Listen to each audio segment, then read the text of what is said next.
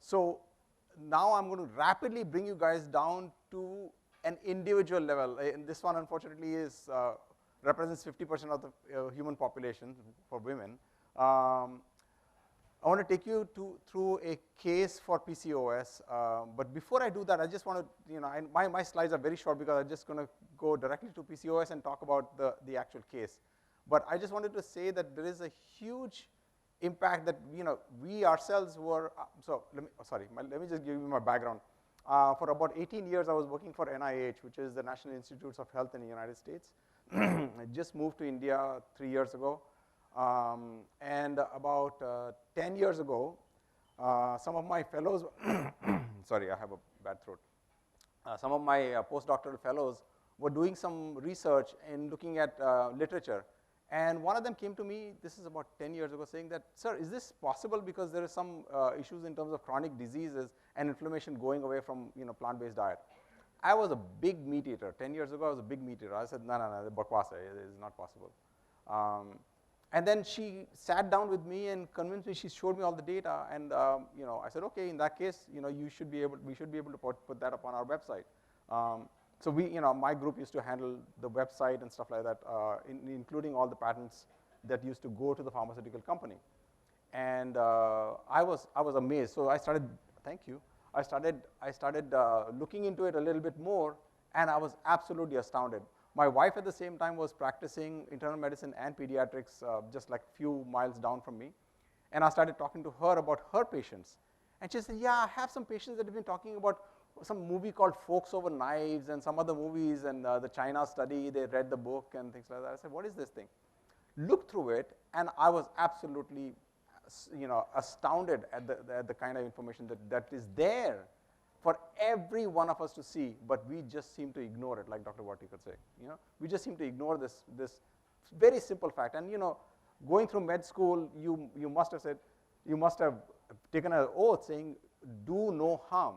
Don't directly go to the medications. Start slow. Start with things that are innocuous, right? See what happens to the patient, and that's exactly what we want to go back to our to practice. All right, so let me just jump into my talk. And so in India, we just set up the company called Cersei Health, primarily to reverse chronic diseases. That's our intent. Okay, what's with this? Well, okay. I'm not going to go through some details about a quick reminder about PCOS, what it does. It's there's an ovulatory dysfunction, hypoandrogenism, polycystic ovaries, usually found on ultrasound. And then there's symptoms, acne, weight gain, insulin. Yeah, I don't need to tell you all this because I'm sure most of you guys already know this part, right? Let's take a look at what's happening here. Quick look at what the key features are, right? One of them is hormonal imbalance. LH-FSH ratio is high. FSH secretion is low. Your insulin levels are high. How do I? Either do. Now, there you go. Insulin levels are high. IGF-1, now something that is high, but I just wanted to mention that because of the fact that we talked a lot about the dairy part, this is something that we have to go do your own work, research, and find out for this for yourself. What happens in dairy in terms of IGF-1? How much is the requirement for a human being versus what is provided to us through a cow?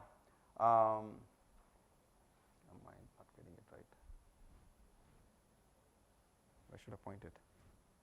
Okay. Testosterone levels are high. Okay, well, I don't know what happened here. But anyway, you guys know what the key features are, right? So clinical diagnosis, facial hair, acne, male pattern hair loss, irregular or absent menses. Again, I already mentioned about polycystic ovaries on ultrasound. Blood test shows testosterone elevated, LH, FSH ratio all impaired, greater than 3 ratio. Insulin level is increased, and so on and so forth. I don't want to spend too much time there. But I just wanted to, so right now what happens? You just basically say, okay, let's just give them metformin and see what happens with their PCOS, and hopefully it'll come down because you're trying to fix the insulin issue.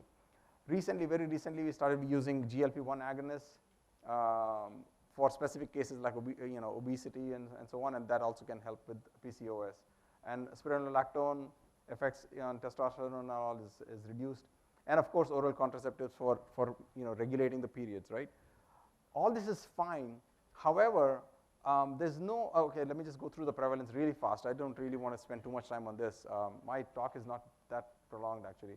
So notice where the PCOS incidence is highest. It's in the Western countries. What's going on with this? How come I'm not getting it? Dr. Wartikar, it worked for you. It's not working for me. So Western countries have it. And of course now, Mera Bharat Mahan, now we're getting it because we are getting more and more of the same lifestyle tendencies. So it's increasing by leaps and bounds. It's 23% of women in India have been affected. 70% of women don't even know that they have PCOS. Okay. The cornerstones, so this is what we try to do. This is I should have brought the person again. Cornerstone of diet reversal for PCOS is exactly that, whole food, plant-based. And so, whole grains, legumes, what's with this? Fruits and vegetables, nuts, seeds, healthy fats. I'm just going to go through this fast so that I can just show you the end result. And the main thing is, I think, again, going back to his talk, oops, went back too fast. Anyway, limit processed foods, right? So limiting all kinds of processed foods, sugary substances, oils, etc. With plant-based foods, what happens is when you have whole grain food, we always say you should be able to see the plants on your plate, not a bag of chips. That's come from a plant as in a manufacturing plant. A plant should be, when you're on your plate, you should be able to see that grain or vegetable or fruit or whatever it is, right? Let's fast forward too much, I think. Can I just do this? There you go, okay. I think this is better.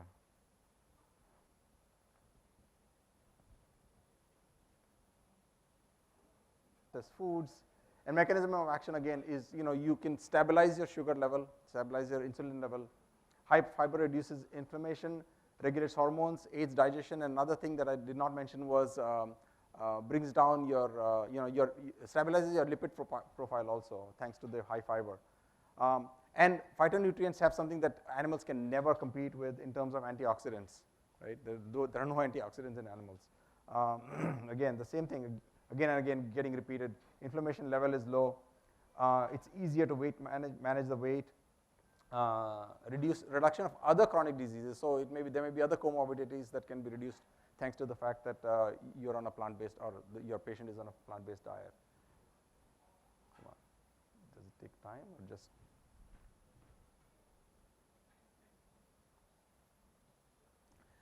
Just a word. I know this is mostly about plant-based diet, but like Dr. Wartikar again said, it's not all about doing nothing but plant-based, but that I would say it takes you like 80% of the way, but you still need to do some certain other things.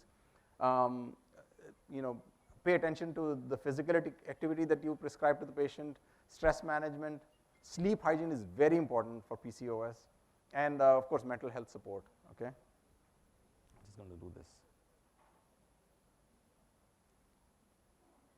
Tailor the treatment through patient education, manage comorbidities, and follow-up is very important. Now let's just get to the actual case itself. So there was a 38-year-old lady that presented actually at my wife's clinic.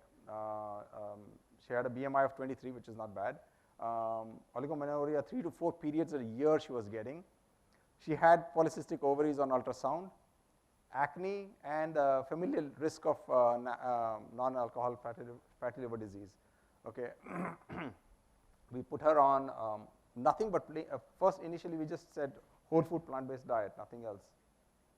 So we did a whole food plant-based diet for 6 weeks, and the only thing that happened at that time was no acne, nothing else. So there was 6 weeks later, and then we said, okay, let's add something more to it. And she continued with the whole food plant-based diet, and we added intermittent fasting to it.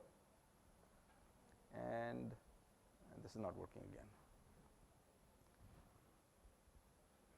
And this is afterwards. She's 41. She was 41 when we stopped working with her, but her BMI was slightly lower. But she conceived twice. regular menses, clear skin, and no evidence of NAFLD anymore. So that's the power of, I think I would say 80% of the credit I would give it to the whole food plant-based diet that we put out. And this is just one example. I mean, I just picked one slightly, not very obvious example where, BMI was, like from obesity came back to a normal weight or something like that. This is where, she was already a almost, normal BMI, and yet it helped her, because a lot of times what happens is the processed foods and meat and stuff like that that is eaten contributes a lot to it, okay? I think that's pretty much what I have. Any questions? Are we taking them now or later? Or? Okay, fine. Hi, we have panel discussion now. So I would request Dr. Madhvi to come on the stage and hold the fort for us. Thinking about it. Diet and such fantastic stories of reversal from the audience, from the doctors. Now, only when you experience it personally in your life, you will be able to help your patient. So you have to do it first yourself. I always tell, there's one simple thing. Excuse me, can you all hear me? Please, let's not talk amongst ourselves. Something very important I want to share. So just, can you please stop talking amongst yourselves? Please, please, please. Can I have complete silence here? So now what we are going to show is a preview of a film that we have made. It's called as Doctor in Me. The film will be a full-length documentary film. It will be several parts. Today, it's just the preview. I want to show you, I run a WhatsApp group, more than 100 Indian origin doctors who are already plant-based and are promoting it in a very big way. I thought the message must reach to masses. So today, I'm going to show you a preview of that film, just 20 minutes, not more. And you will tell me what do you think about it. And as we get the stage ready for the panel discussion after that. So let's just see, and then in the lunchtime, we'll talk about it. Let me just also share more stories about it. Initially, I remember when I went to various talks and I was talking about why one should not take dairy. And they will always ask me all kinds of questions. They are convinced. Dr. Sharang beautifully showed, what are we doing with our food? There's also one more question I'm asking people. Do you ask this question? What is the food of your food? Do you ask this question? What is the food of your food? Did the cow eat pesticide-laden grass? Do you ask this question? Was the cow given any antibiotic? Was it asked? When a lady is pregnant, she goes to a dentist for dental work. What is the first question a doctor will ask? Are you pregnant? I will not give you any antibiotics. Why we don't give antibiotics to a pregnant mom? Why? Because it will go in the milk. All doctors know this fact. But when a glass of milk comes on our table, do we ask the same question? The mother of this milk, has she been given any antibiotics? No, we see a mom running with a glass around the baby or child. Drink, I'll give you chocolate, I'll do this, that, but you must drink. And a very simple thing that we talk about is, तो दूध नहीं पिएगा तो बड़ा कैसे होगा? Right? These are the various myths that we want to break about the dairy products. A lie repeated over the years, again and again, becomes truth. You understood what I'm saying? Yeah. So let's see. Our filmmaker is Vatsal Nathwani, who is here. And he's working very hard, and I'm doing all the data input for the medical part. We call it as Doctor in Me, because when you go on a plant-based diet and lifestyle, there is a doctor within all of us. Animals don't go to the hospitals, right? There's a doctor within that heals. So that's why the name is given Doctor in Me.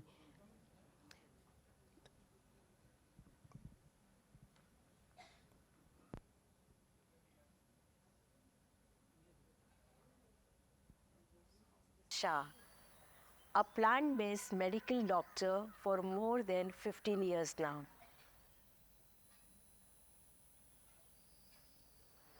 I have been following this plant-based diet and lifestyle after I saw remarkable benefit in my own personal health issues.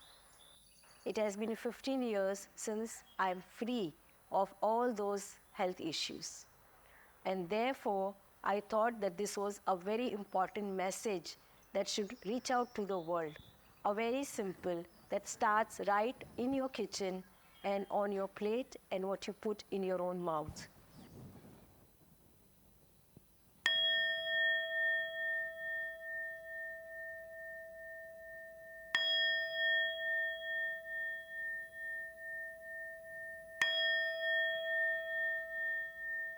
Nutrition is very important actually.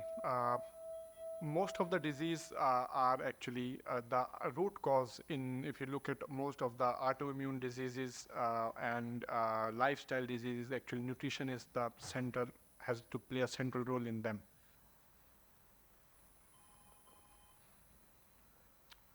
I was diagnosed for diabetes and other health issues, and I had to be on medications for almost a decade.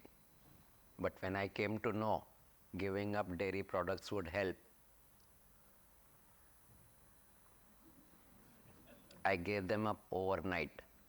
And within a span of 4-5 months, all my health issues were resolved and I became medicine free. In fact, this is not cow's milk. This is almond milk, plant-based. And the sweetness in my life had vanished when I was a diabetic. It's back again now. I can enjoy everything.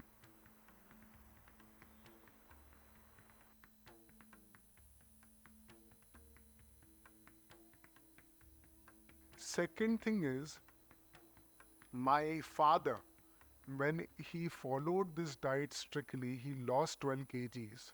We had to stop his hypertension medications and cholesterol medications. That was a wow thing. And I've seen a lot of my patients cutting down on their diabetic medications when they lose weight on a plant-based diet. It works wonders. After switching to vegan food, I kept on losing the weight and I've never put the weight back on again. It just stayed off.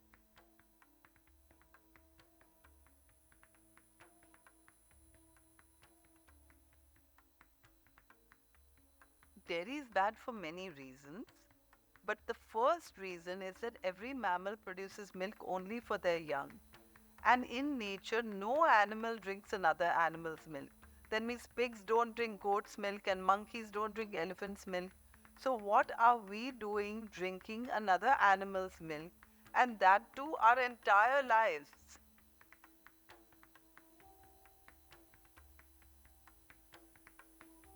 Number one, you want to realize that dairy products by itself, even if they're not adulterated, which is the second factor, but let's say that you're getting the purest quality of dairy, it's not adulterated at all, it's still high in sex hormones. Young girls develop puberty very early in their lives, like 9-year-olds, getting puberty is because of the hormones in dairy. Dairy increases inflammation in the body. We know that things like asthma and allergies are more prevalent. Young people may experience more skin problems such as acne. We know that dairy has been shown to increase the risk of breast cancer or prostate cancer, increase the risk for diabetes.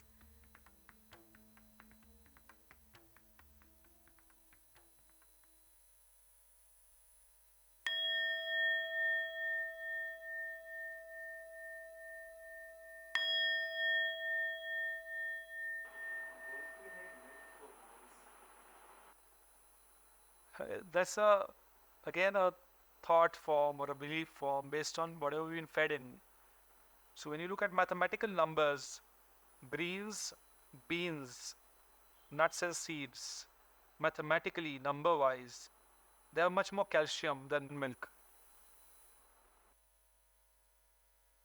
There's enough that can be managed even from speaking from a nutritional viewpoint and to check the macro and the micronutrients, that hey, I'm giving you the same plan what you would get when you have dairy, then why is it that you want to have something that is not suited for you? Again, the same thing of both dairy and meat, right? Cholesterol, no fiber at all, no antioxidants, digestion issues with both the categories that I've seen over time, even with my patients, and them just alleviating when they are off dairy and meat.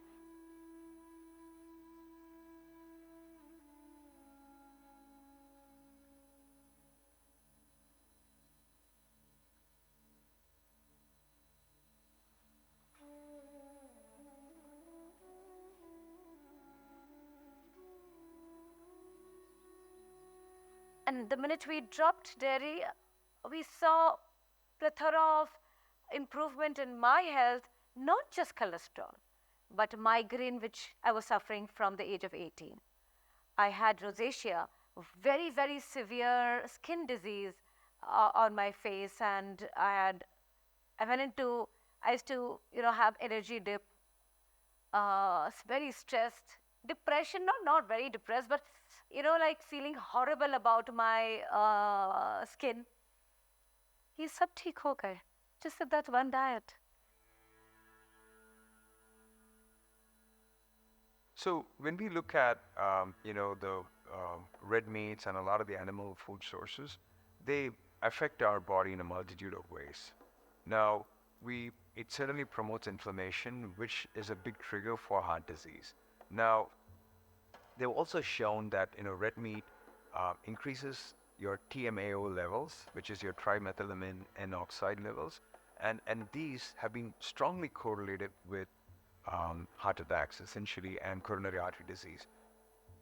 Basically, what science knows as of now is a healthy diet over the last 100 years of research says that a diet which is low in saturated fat, trans fat, sugar, salt, dietary cholesterol, all these things at the same time high in fiber, phytonutrients, and a good balance of macronutrients like carbohydrates and proteins and fat, which is very good for human health. When you dig deeper, you understand that a eating pattern which is predominantly plant-rich. Plants provide all the fiber and phytonutrients. Whereas when you're taking any form of animal product, which is meat, dairy, egg, any of those things, it always contains saturated fat and some dietary cholesterol.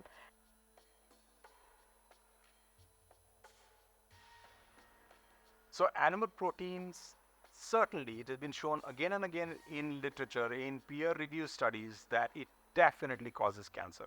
In fact, they are classified as carcinogen, equivalent to cigarette smoking.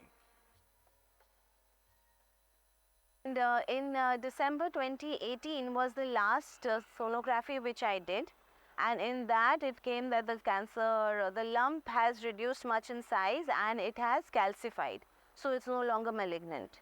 So I am cancer-free today and living this life, and I have to say this, I have not fallen sick or felt like a patient even a single day.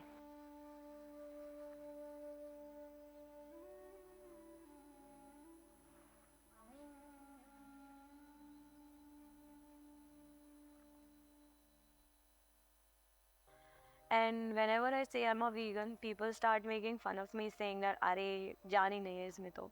And this was the only thing which, kept me very motivated, that I want to do something very athletic and to prove these people that guys, तुमसे ज़्यादा strong हूँ मैं.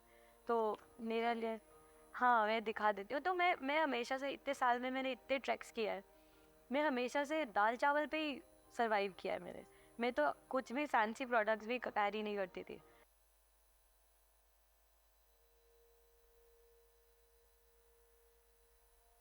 And you find that after, if you kept taking non-vegan products, the recovery would take longer. It would take me 2 days to become okay. But when I started becoming a vegan, I found that my recovery was becoming faster. Besides reversing my so-called familial hyperlipidemia, and the psoriasis which I had after turning plant-based. I also experienced a lot of energy and better athletic performance, especially during my gymming. I'm able to work for 10 to 12 hours at a stretch without feeling the slightest fatigue.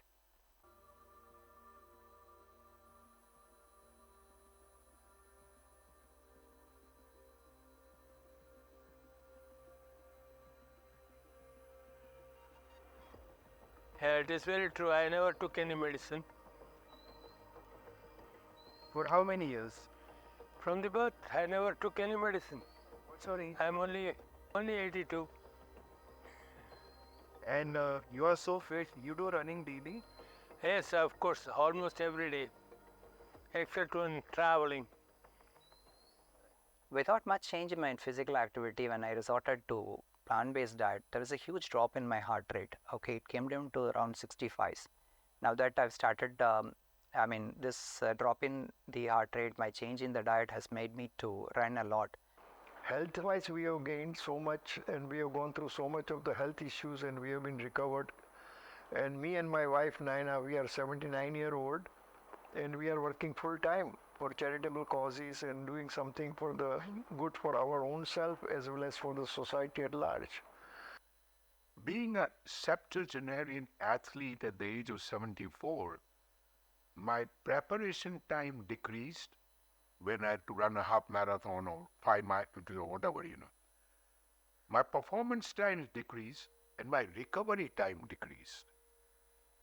Just by a whole food plant base. Previously, a big chunk of chicken and then lie in bed for 5 days.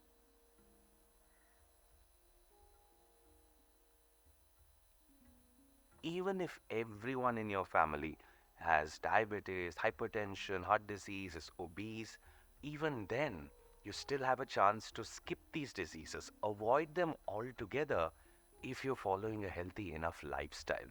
And yes, it's not 100%. It's not foolproof. It's not like if you eat whole food plant-based, guaranteed you'll never fall sick. No, it doesn't work that way. We're all mortal beings. One day we need to go. But do you want to go early or late? Do you want to live healthy or live sick? Do you want to live in pain or be comfortable? Pain-free. That's a decision that's largely in our hands. 70 to 90% of that risk is in our hands.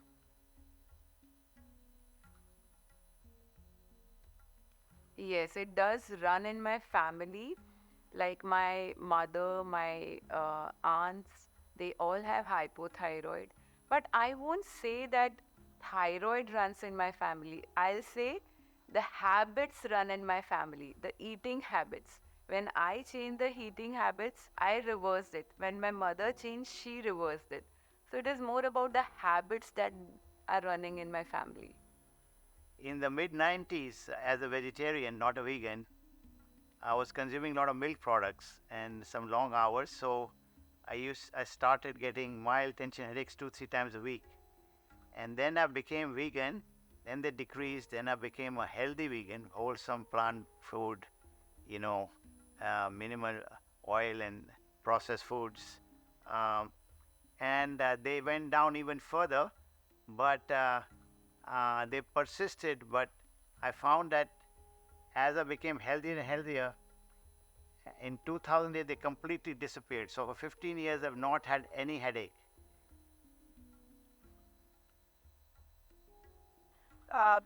Your mood becomes a little stable. Trailer of the movie Doctor and Me. I hope you all enjoyed it as much as we had.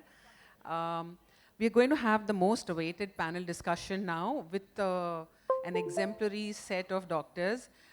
Dr. Ajoy Prabhu is on stage. I've already told you about him. A lifestyle medicine expert, a master's in pathology, a DCA, and an MBA in marketing. I'd like to invite on stage Dr. Anand Kumta, and a consultant vitreoretinal surgeon, MS Opthal, DOMS, DNB, FRCS Edinburgh, and FRCS Glasgow, fellow Retina Foundation. But I would call him the Amitabh Bachchan of our team today, because he has really inspired so many ophthalmologists to join our team. So it's no surprise that we have so many ophthalmologists because I think they're the true visionaries. They really see ahead and they want to change the future. Dr. Ajit Surin, MBBS MD consultant at Apollo Hospital. Dr. Sharmein Barmare, MBBS Diploma IBLM, that's obesity consultant at Silken Beauty Weight Loss Clinic in Mumbai. Dr. Smriti Naswa, MBBS MD consultant dermatology at Fortis Hospital, Mulund. She has years of experience and very interesting slides, but we couldn't put in everything together. Dr. Kiran Kulkarni, again an ophthalmologist, MBBS MS Ophthal, DNB Ophthal, consultant ophthalmologist. Dr. Rupinder Kaur, Murjani, MBBS MD, internal medicine, with a lot of research and work done on the cholesterol levels and HbA1c in diabetic patients. Is Dr. Raheesh Ravindran, Ravindran, an honor to have you, sir, the rheumatologist on board. You're not there? Oh, sir is not there? Okay, okay. Sorry. Dr. Sharang Wartikar, he's our angry young Amitabh Bachchan, as you've already heard him. Very passionate about the cause, but very disciplined and very angry. An angry, passionate Amitabh Bachchan. Dr. Anish Desai, is he here? Yes. Dr. Anish Desai, it's a pleasure to finally see you and meet you in person.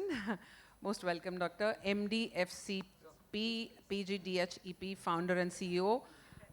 And of course, our very own Kaajal Bhatia, certified and accredited nutritionist, FSN CDE. Dr. Sanjeev Khanna, our consultant gastroenterologist. You're going to be hearing him in his talk on vitamin B12. We've kept him reserved for the last because it is really mind-blowing, his talk.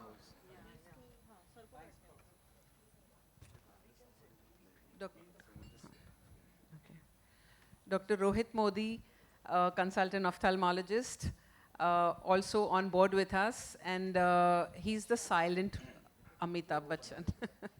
So the ophthalmology team is all gung-ho and very happy to be here. You can sense their energy from Dr. Sharang's PPT. So a lot of questions would have arisen in your minds and you'd want to have a one-on-one with each of them. You can definitely interact with our veteran panelists during the lunch hour. There are a few questions, I think, which are common in everybody's mind. I would deal with them, and I'll, Doctor, definitely open the floor for questions after that. So I think the first common thing I would like to ask all these veteran doctors is, Doctor, what are your personal experiences with this diet, and did you do the diet intervention in your personal lives? And what is your clinical experience in your, something very impactful that you felt? Of course, we've all happened to reach there either through our medical concerns or through our loved ones, and sometimes for the ethical reasons, like Vignesh from Why We Care. But I would like a personal take on this, Doctor. So yes, Kaajal can start, yeah. Hi everyone, I'm going to make it short. It's been a long journey for me, at least to 15 years, where I happened to, get newly engaged and found that my fiance had cholesterol. And we had gone to the best of doctors and nutritionists, but that one factor, run marathons, did everything. That one factor was always related to, okay, it's in your lifestyle, it's in your genes. And then I came upon this aha moment with another naturopath, where I chanced upon the plant-based diet. That moment on, I knew the world had to know. Today I run a consultancy, an academy, and a product line. Thank you. Awesome, that's an awesome start. Dr. Rupinder. Hi, I'm Dr. Rupinder. Actually, I had been diagnosed by rheumatoid arthritis since long, and there was lots of, my CRP levels was very high, and but it was not actually the RA, But my one of friend, she is a doctor in pain management. She asked me, and she asked me a very very rare question जो आज तक कभी किसी ने पूछा नहीं था. And she asked me, have you heard about gut health? So she said your gut health is very much related to your inflammatory triggers, and that inflammatory triggers, she have changed my whole life. And I'm proud to say from last 6 months I have no issues as far as the inflammatory triggers and the markers are concerned. My CRP levels are very low, and I'm very much you can say keen to say कि इतना drastic change मैंने अपनी diet में follow किया, unbelievable. That is an amazing story, Doctor, because when you experience it firsthand, you know what magic it can do. And Dr. Smriti has a lovely story to share also. Hi, I'm Dr. Smriti Naswa. I'm consultant dermatologist at Fortis Hospital, Mulund. So my story started in April 2019 when my father-in-law was diagnosed with squamous cell carcinoma vocal cord. It was smoking-induced. It was not the hormonal cancer. But many of the people that you saw in the video, I was graced upon that all of them came to help me, because Nisha Koiri is one of the ladies who was in my building, and she chanced upon me, and she was a breast cancer survivor. Because I'm the only doctor in my family. And I knew that even if I treat this cancer, I have to prevent a recurrence. So we went with radiotherapy. It was the grade 1 small laryngeal cancer. And they said, stage 1 hai, wapas nahi aayega. I was clear. We went for it. It healed in July. And I wanted my father-in-law to start some plant-based diet because Nisha Koiri told me about that thing. That was when you say, raat ko neend nahi aayi thi for 3 nights, because we allopaths, I would always tell people, मेरी medicine खाते रहो, दवाई आप खाना कुछ भी खा लो बस, आप बस दवाई खाते रहो. That was what I was always taught.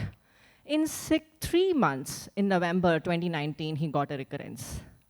But by that time, we as a family were changing. And then he changed. And then he could just continue that where he was told in 1.5 months, you'll get a stridor and he will need, he'll be on ventilator and all those things. He stressed it for 3 years. It was his decision because, you cannot just push someone, because they were saying that now you'll need for a vocal cord removal. But in those 6 months, when we were changing as family, the diabetes of my father-in-law reversed. The diabetes of my father reversed. Obesity, in my family, I'm a Punjabi girl. Obesity is supposed to be healthy, reversed. My mother-in-law, migraine patient for 30 years, 6 Combil in a day, OTC she would take, reversed. My mother, GERD patients for 25 years, nobody would find out what's the reason except hiatus hernia. Her appendix was removed in 90s to just reduce her pain, but she would just get admitted every 2 months for the pains, reversed. And interestingly, 6 months down the line, I have a high myopia in my family. And I got my chashma in 2001. I remember I saw the first movie, Kal Ho Na Ho, Hrithik Roshan. I said, dikh nahi raha, acha ab dikh raha hai, like that. So in 6 months, I was having a headache. I went to the eye specialist in Fortis Hospital, Mulund, and they said, you are overcorrected. I was minus 4.5 in my right eye, minus 2.5 in my left eye. Today, I do not wear lenses on my left eye. And my minus 4.5 shifted to minus 2. They checked everything. Nothing was wrong. And since then, in Fortis, I'm known as a carrot girl. And it's been 4 years. I've not gone back. It's only improving. That's awesome. Awesome sharing, Doctor. Thank you so much. Dr. Rohit, can you please share? You're the silent Amitabh of our team. Please share. So I got inspired by Dr. Kumta's talk in one of our local CMEs. And I decided to try plant-based for a month. And that was not completely plant-based. I just did 70-80% effort and I lost 4 kgs. I said, yeah, mufat mein weight loss ho raha hai, achhi baat hai.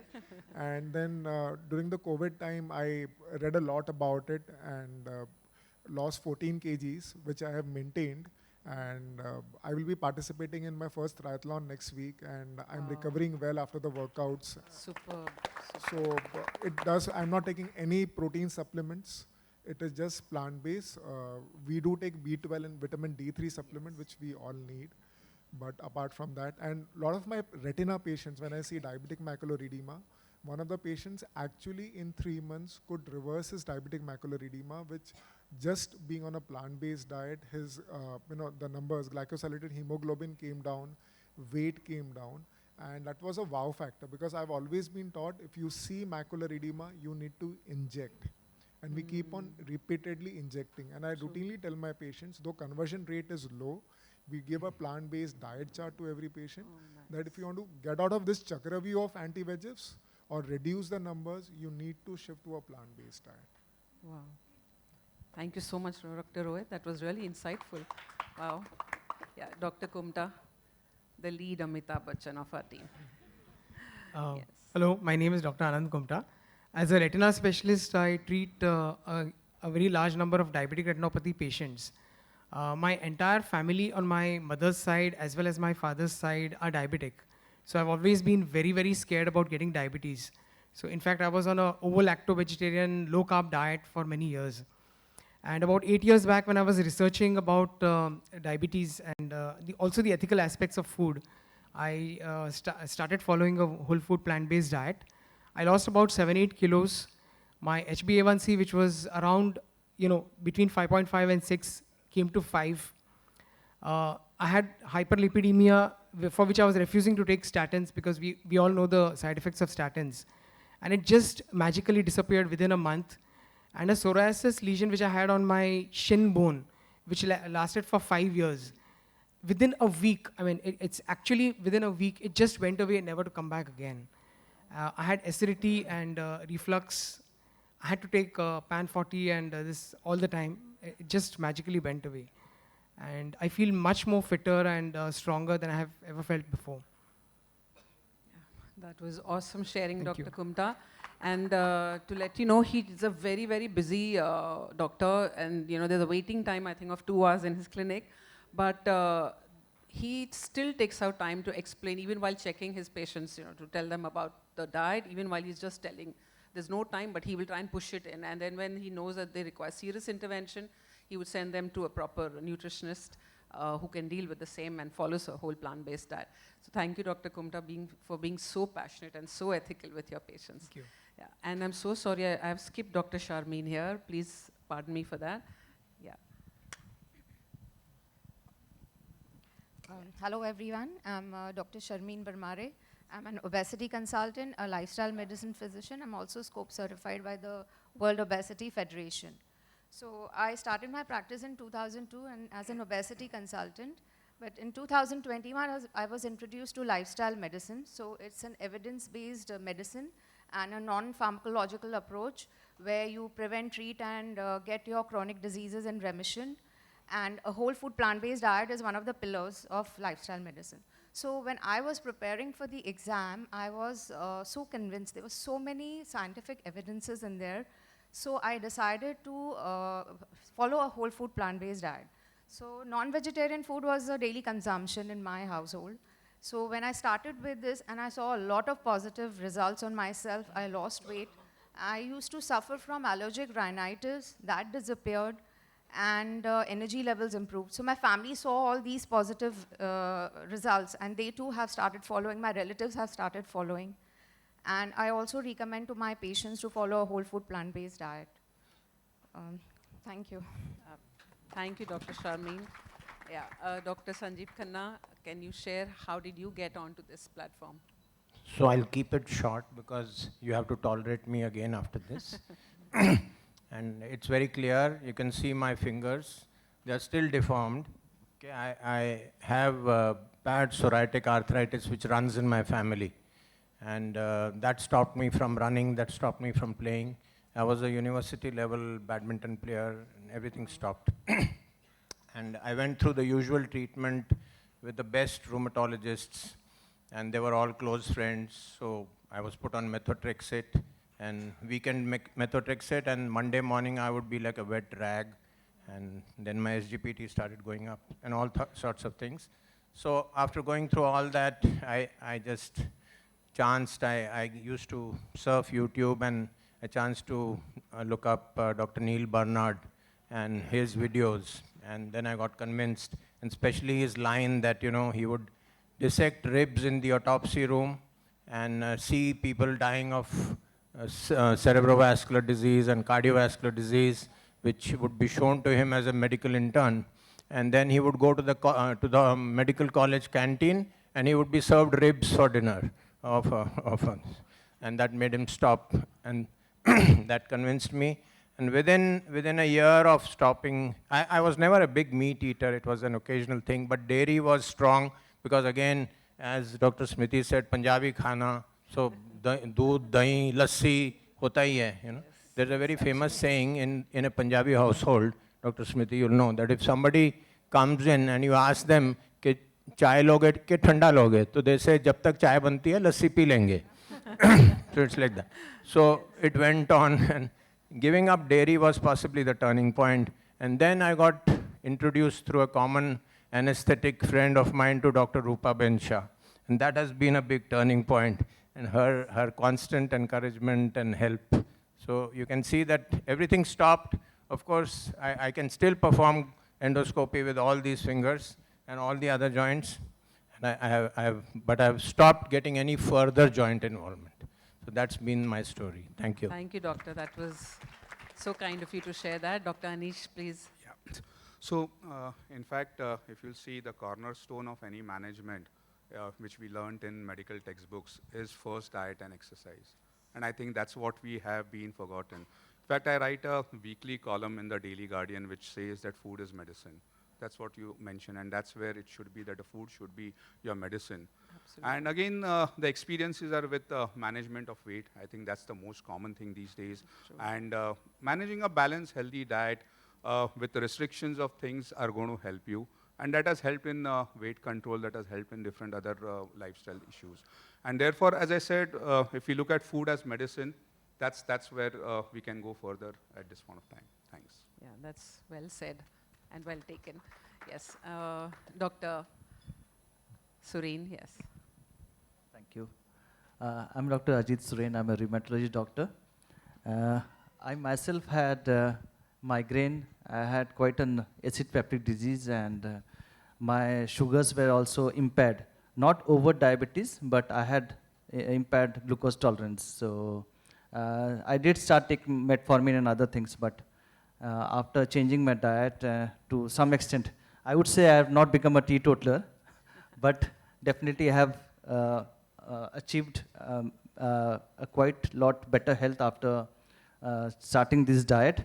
But I'm just waiting to become completely a teetotaler like all of you have been. So, and my migraine has gone.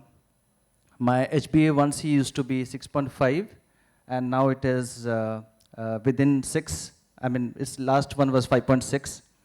And my APD is totally gone now. I don't require any PPIs. I'm not taking any medications for it. And one of the important things that I did first was to stop all the dairy products. And that is what I have been advocating my patients also. And that has done wonders. I have my own clinic, I have my own pharmacy, and I always used to have a tendency to write PPIs for the patients because I give a lot of medications, including NSAIDs. But now I have seen, after educating the patients about taking less of dairy things and other things, the APD things and the requirement for PPIs have become drastically less. So that is a great news from my clinic. Thank you so much. That's amazing. Thank you so much, Dr. Surin. And then thank you for being so honest, because not all of us really jumped on and became superhuman next day. It was all a journey. It was all talking and support from some colleague or the other that helped us to reach where we are today. And I'm sure you'll be able to reach that soon. Yes, Dr. Kiran. Yeah, good afternoon. I am Dr. Kiran Kulkarni. I'm an ophthalmologist at Mahi, Mumbai. 4 years back, when COVID started, there was nothing else to do. So there was a webinar organized by Dr. Rupa, Sharang, Rohit Modi, and Anand Kumta were one of the speakers, were all the speakers. I listened to that webinar, and that day I decided that I'm going to turn vegan. I was a vegetarian at home, a non-vegetarian outside, parties, conferences, I used to eat non-vegetarian, but a lot of dairy. I used to have curd, one katori of curd in the morning, one katori of curd in the evening with both my meals. After I stopped that, in the last four years, I have noticed tremendous increase in the energy levels in my body. I have just completed my first Himalayan trek few months back, Valley of Flowers and Hemkund Sahib. Amazing. At the age of 61. Superb. My lipid profile was never way high, but they were borderline high. They have come down dramatically.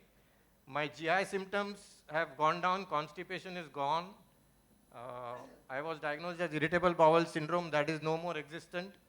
I also had joint problems, seronegative arthritis. I'm off medications for last 3 years now, totally.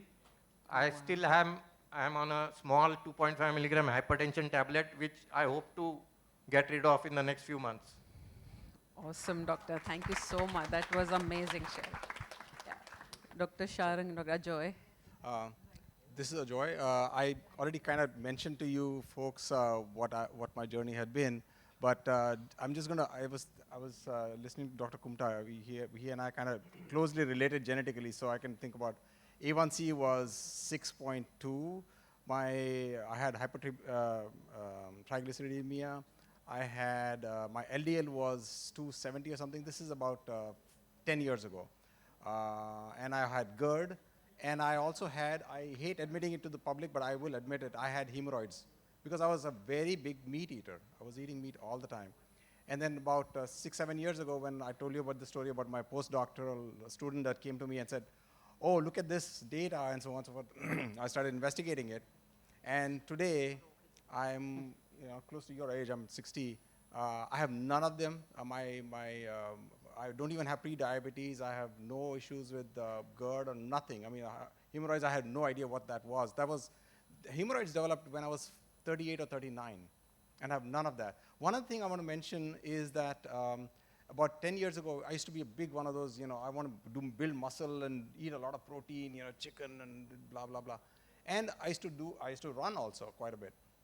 And I noticed that whenever I would doing pull-ups or push-ups and stuff like that, I could get to whatever, 10 or something.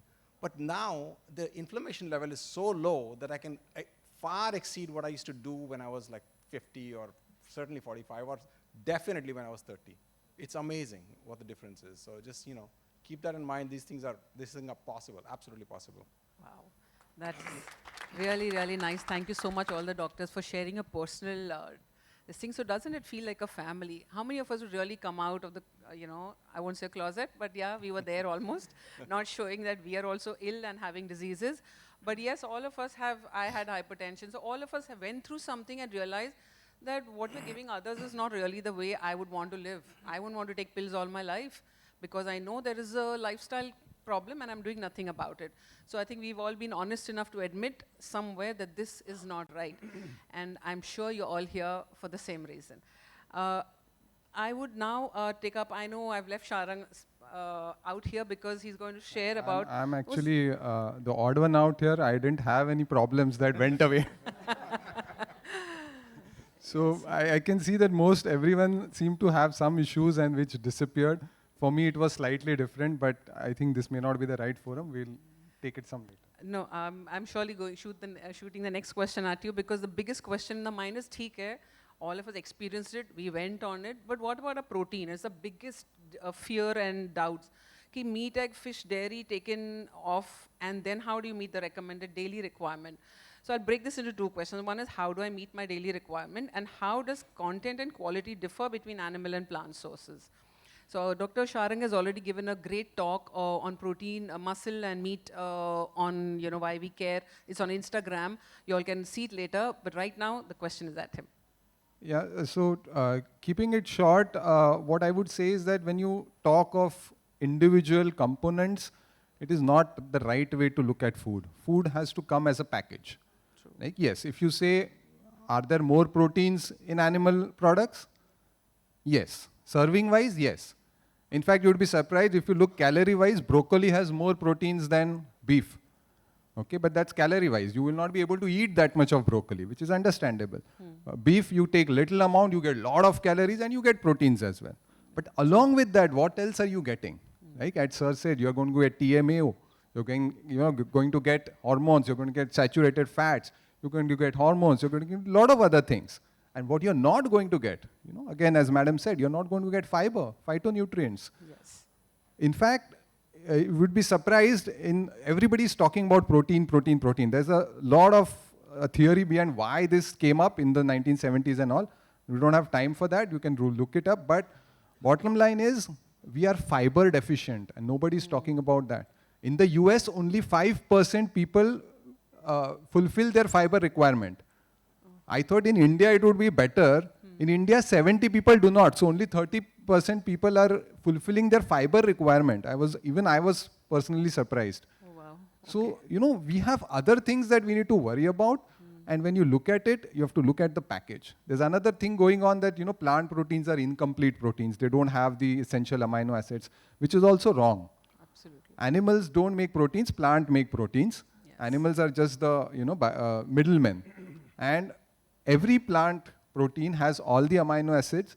Yes, the numbers vary. But if you have it in combination, like your khichdi with dal with some, rice, grains and all a mix, you get all the things in a balanced amount. Absolutely, very well explained and clarified. But the next question will be, what are digestibility issues? Because you all say it's a very difficult thing to digest so many legumes, and we know those are the source of protein for plant-based. So, Kaajal, can you throw some light on that? So before I move on to digestibility, I just want to add up to what Dr. Sharang has truly mentioned. I wanted to talk about soy. Is it the right time? Sure. Because soy, it has been controversial, let's not deny. At the same time, new evidence is coming up where, India is not actually importing genetically modified soy. It's not a regulation in our country. It has been banned. At the same time, let's talk about health, right? Soy, amongst all the proteins, is definitely one with all the complete amino acids, all right? It has a PDCA score. If anybody here is still after Dr. Sharang, after the session, but what about the protein ratio? What about the PDCA score? Milk and whey both have a PDCA score of 1. Soy has the same PDCA score just as milk and whey, which is 1. At the same time, the factor about soy, that is it protective, is it harmful? In fact, soy is protective even in breast and uterine cancer because soy has phytoestrogens. This is not growth promoting. Plant estrogen, which is phytoestrogen, are not growth promoting. In fact, they block the promotion of estrogen, the natural estrogen, to bind to the receptor cells. So soy, very versatile. Your tofu, your tempeh, your miso, just go with it. And yes, proteins by themselves, through the day, the different amino acid components make up to make your complete protein for the day. Digestibility, I'll just add a quick version on this. Digestibility is different from digestion. When somebody is on plant-based diets, the digestion becomes extremely superior. All of us who've gone through this, and we have patients, you'll just see it, it's amazing. But the digestibility, I will admit, it's 10% lower than the animal protein, which is superior. But let's talk about beef versus beans. What are we looking at here, on our plate? At the same time, more animal protein is considered harmful for longevity. So why are we going after protein all the time? Let's look at the quality of protein and where it comes from. Thank you. Thank you, Kaajal. That brings me to the next question, also targeted for you. The thing is, there's a lot of these yo-yo diets. So there's a lot about keto versus a whole plant-based diet. So keto is rich in protein. We need protein. So what is your take on keto versus a whole plant-based diet? So you're going to put me in a tough spot, huh? Yes. Are there any nutritionists in the audience? Yes. Okay, wow, I have great friends here. So yes, keto is definitely a very popular diet, not to be denied. It gives short-term results in weight loss, short-term results in diabetes, And of course, short-term results at everything, looking good, etc., etc. So if you have a wedding day after tomorrow, don't jump into a keto diet thinking it's going to help you in 2 days. Having said that, look about the keto diet versus plant-based diet, okay?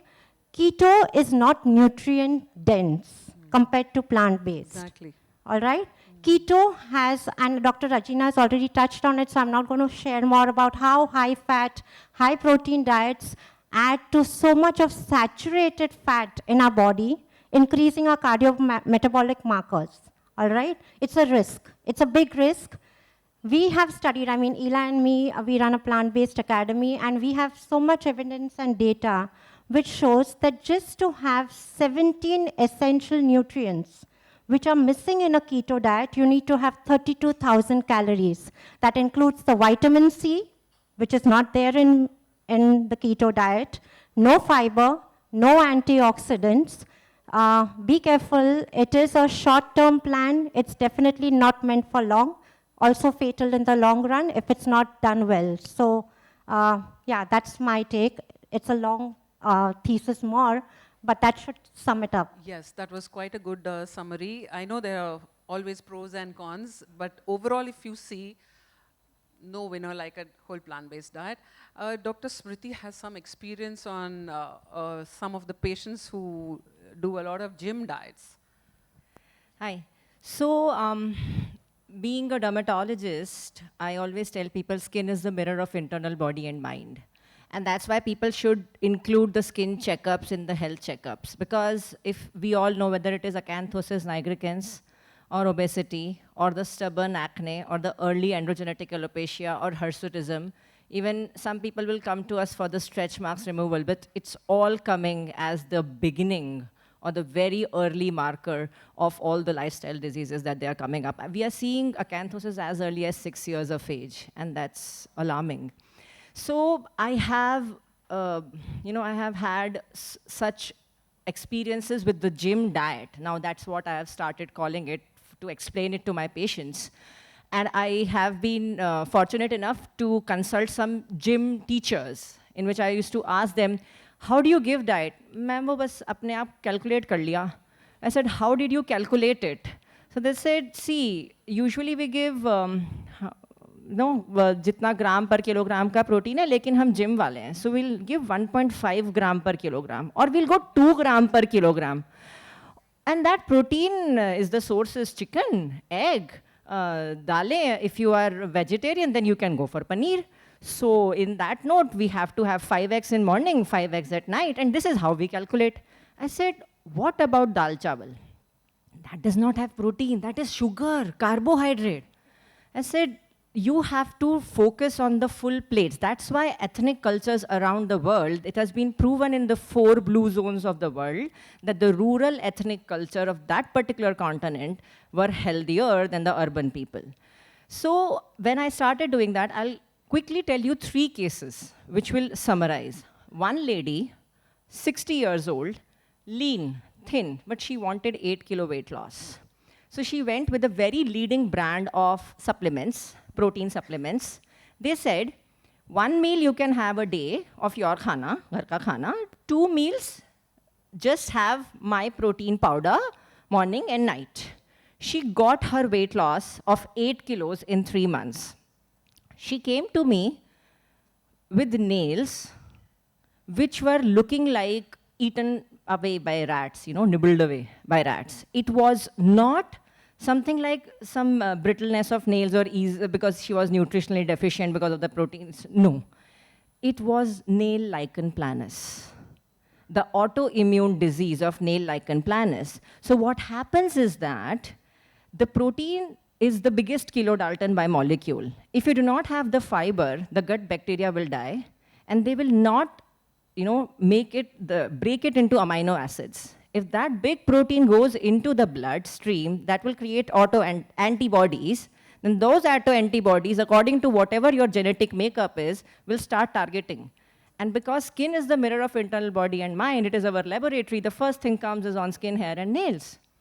I stopped that. She even wrote to the CEO of that company, and we took 3 years to get her nails back. The second case is of my own relative, my cousin, and he has always told me, please tell it to public. He is into gym, 20 years old boy, again the same way. So he started losing his hair, patches. We call it alopecia areata. He panicked because kids, 20 years, they love their hair. Hair is the crowning glory. So he came to me, he went to Medanta because he was there. We all started with steroids. It was not reversing. He went to homeopath. The disease was not reversing. He came panicking to me 6 months down the line, saying, now my eyebrows are going, my eyelashes are going, and I'm losing my hair. This was going towards alopecia universalis. We dermatologists know that alopecia areata is a reversible condition. Alopecia universalis can become permanent because it's like tremendous autoimmunity. By that time, I had 1 year of experience of diet. So I asked him, what's your diet? 5 eggs in the morning, 5 eggs at night, paneer in the lunch, dahi in that, Rohtak, Punjabi, Haryana household, paneer, paneer, paneer, paneer, paneer. He was not able to digest it because animal foods actually, they fill your stomach. You just cannot have so much of fiber. I changed his diet. He did not want to lose his muscles, so I gave him a lot of diet for that also. And I restarted the same medicines which we give as oral menopause, steroid therapy and all, and he regained his hair and everything back. Third case, within 1 month of starting gym diet, which I call gym diet, the high protein, keto, and no fiber diet, one person came with acne all over body. And thankfully he came, and thankfully I knew by that time it was 3 to 4 years into the practice of putting food as first, then medicine. We immediately stopped it. In 10 days it cleared without medicines. Otherwise, we take at least 6 months for acne clearance. Yes, absolutely correct.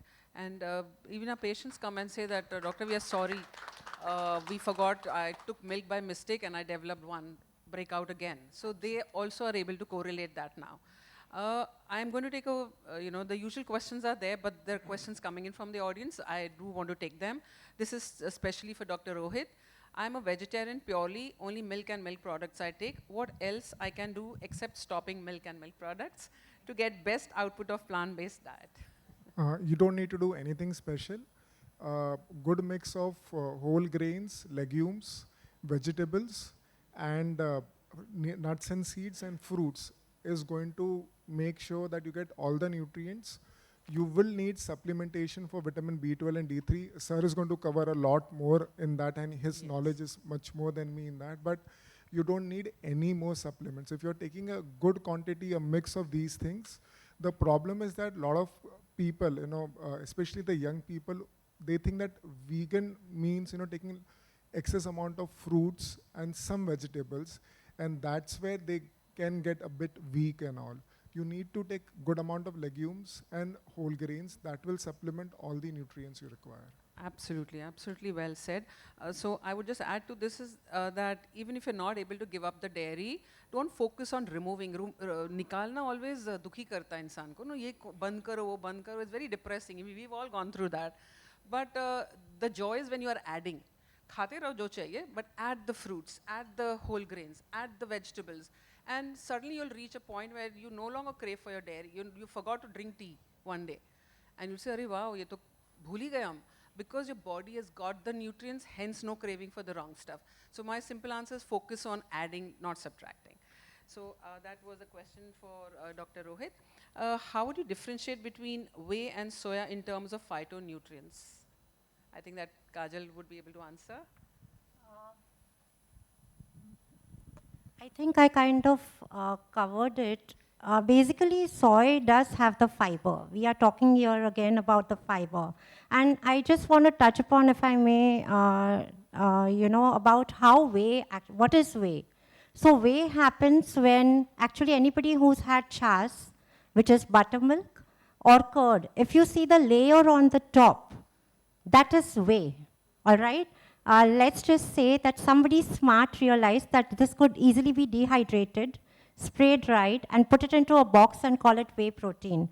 That's the story of marketing for another day. But having said that, whey itself, which occurs in processing industry, when dairy turns into cheese. The product in middle that comes out, which is actually a byproduct, is called whey in real life. Now soy, of course, is agriculture. There is fiber that is there, inherent in soy, which helps digest. See, any protein, when one is taking, and I'm sure all the doctors also feel that if it's excess protein, whether it is animal or plant, it can be harmful. I mean, kidney issues, gout, etc. So when you're having protein, where is the missing fiber element? Whey doesn't have that. Soy does. The antioxidants that are missing in whey is there in soy. The vitamin C that is missing in whey is there in soy. Now, why is this important? Why am I constantly, or we constantly stressing on the fact of fiber, antioxidants, vitamin C, all of that? Because those, when you eat, there's something called intake, which is ingestion. Then there is something called digestion. When you're digesting something, those very essentials help you develop your gut flora, which is what we call the microbiome or gut health. So when you're having whey, you are going to obviously miss on these elements. When you're having soy, not. And not to talk about the fact which I'm passionate about, environment. I mean, look at it. You know, how much dairy are we producing so that we can have whey? Look at what just soy grows abundantly, right? And yeah, that's about it. These three factors are the most essential. Can anybody think of anything else? At least for my practice, when somebody's had whey and somebody's had soy, in terms of athletic ability, in terms of performance, whether you're running a marathon, whether you're living a routine life, there's absolutely no difference, only more harm with whey. Okay, that just in the same thread, the questions are also on how will I ensure that I get all my nutrients on a plant-based diet, and please guide on omega, plant-based or animal-based absorption, etc. I didn't get the second one, but I'll just finish the first. Yeah, basically, you know, how do I get my micronutrients, my omega, right. plant-based? Of course. So the minute plant-based becomes whole food, the minute plant-based becomes whole food, you get all your nutrients, vitamins, minerals. Having said that, if you look at the food pyramid, the traditional food pyramid, you eliminate dairy, you eliminate meat, you eliminate refined, a lot of refined. You know, I think you said about limiting, right? So limit that. So what is the base of that pyramid? It's fruits and vegetables, which always, when you eat most, it'll give you that immediate mineral, immediate, it's like a nutritional a supplement, you know, multivitamin. You're getting it daily, plus the moisture. The moisture, even if you're having protein, the water content that you need for the protein to digest, you're getting it in the fruits and vegetables. Next comes your nuts and seeds. Next comes your green leafy vegetables, which are a separate part of the chain, your whole grains, and at top of the ladder, if at all, because we all follow different maybe principles of whole food plant-based, little bit of oil or no oil at all. That's what it's all about. Have I covered it? Yeah. All right. I didn't understand the latter part of the question, but should we move on?